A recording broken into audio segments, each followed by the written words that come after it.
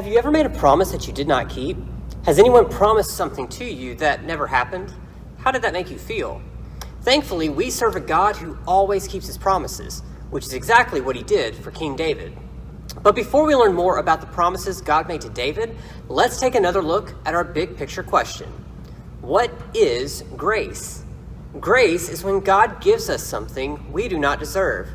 God gives us grace in several different ways. The biggest way is through salvation, which we definitely do not deserve. God also gives us the gifts of our family and friends, the amazing foods we get to eat, and even creation itself. We can see God's grace all around us. We do not deserve God's blessings or his promises, and yet he has given them to us freely. David wanted to build a temple for God, a new place to keep the Ark of the Covenant rather than the tabernacle. But God said no.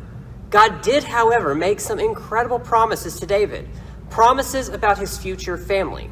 Take a listen. God had chosen David to be the next king of Israel. David brought the Ark of the Lord to Jerusalem and set it inside a tent. One day, David was talking with Nathan the prophet. David said, "I live in a palace of nice cedar wood, but the Ark of God sits inside a tent." David wanted to build a temple for the Ark of God. That night, God gave Nathan a message for David. "David, are you going to build a house for me to live in? I brought my people out of Egypt. The entire time I have been with them, my house has been a tent. Did I ever ask anyone to build a temple for me? You used to be a shepherd, David, but I made you a king. I promise you, David, that you and your descendants will be kings.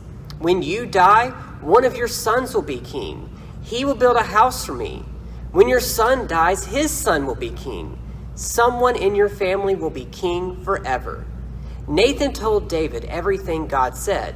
David went into the tabernacle and prayed, "God, I do not deserve anything you have done for me, and you promised to do so much more. You are so great. There is no one like you. God, please keep your promises. I know your words are always true." David told Nathan that he felt bad about living in such a nice palace when the Ark of God was in a tent. He wanted to build a temple for the Ark of God. God told David that his son Solomon was going to build the temple.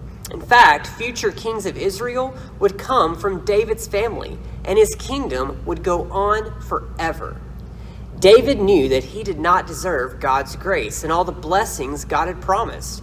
David thanked God for all that he was doing and how he was providing for David. He praised God for how good he had been to him.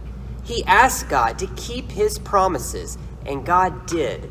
God always keeps his promises. Many years later, God sent Jesus to be king forever.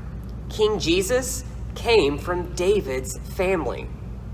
God promised David that future kings of Israel would come from David's family, and David's kingdom would last forever. God kept his promise by sending his son Jesus as one of David's descendants. Jesus is our king who will rule over God's people forever. Now let's take another look at our memory verse. Ephesians 1:7-8 says, "In him we have redemption through his blood, the forgiveness of our trespasses, according to the riches of his grace that he richly poured out on us with all wisdom and understanding." God promised David that his kingdom would last forever. God has promised us a part of that kingdom. Through King Jesus' blood and God's grace, we get to be part of the family and live forever. King David was a great king, but next week we will see that even King David was not perfect.